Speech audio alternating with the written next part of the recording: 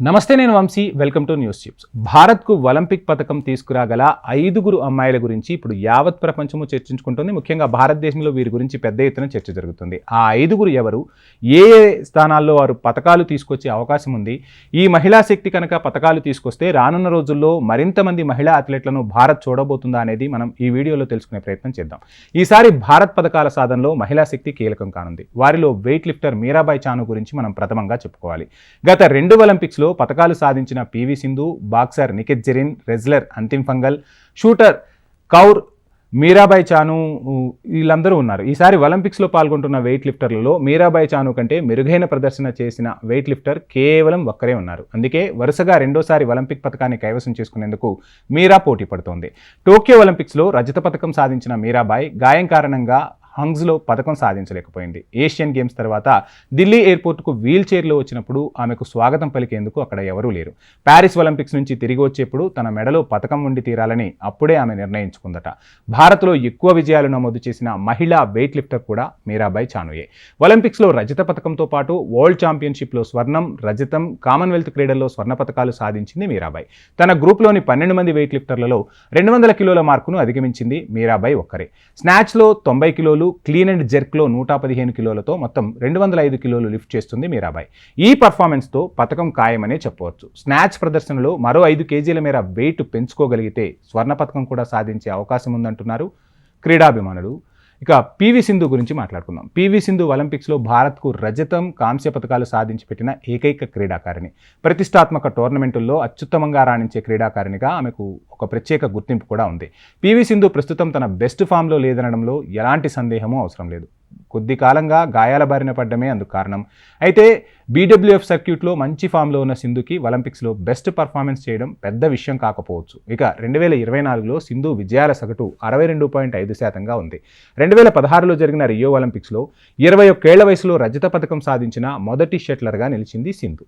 ఆ ఏడాది కూడా ఆమె విజయాల సగటు 63%. అలాగే 2020 టోక్యో ఒలింపిక్స్లో ఆమె కాంస్య పథకం సాధించినప్పుడు సగటు 62.1%.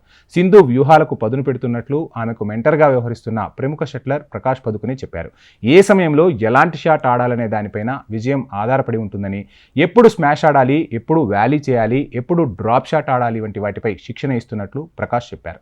అంతిమ్ ఫంగల్ గురించి చూసుకుంటే 53 కేజీల విభాగంలో 5 ఛాంపియన్షిప్ల్లో మాత్రమే ఆడి అన్నింటిలోనూ పథకాలు సాధించింది ఈ మహిళా రెజ్లర్. ఏషియన్ ఛాంపియన్షిప్లో రజతం, వరల్డ్ ఛాంపియన్షిప్, ఏషియన్ గేమ్స్లో కాంస్య పథకాలు కైవసం చేసుకుంది.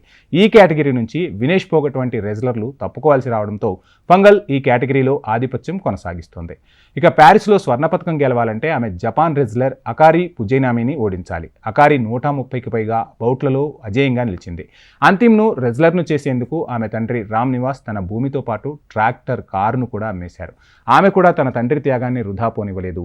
అంతిమ్ డిఫెన్స్లో దిట్ట. తన ప్రత్యర్థికి పాయింట్లు ఇవ్వకుండా నిలువరిస్తుంది. నిఖత్ జరీన్, ఇప్పుడు ఈమె గురించే ఎక్కువగా మాట్లాడుకుంటూ ఉన్నారు. నిజామాబాద్కు చెందిన క్రీడాకారిణి నిఖత్ జరీన్కి ఇవి తొలి ఒలింపిక్స్ అని కూడా మనందరికీ తెలిసిందే. ట్రయల్స్లో మేరీ కోమ్పై ఓడిపోవడంతో 3 ఏళ్ల కిందట జరిగిన టోక్యో ఒలింపిక్స్లో పాల్గొనలేకపోయింది నిఖత్.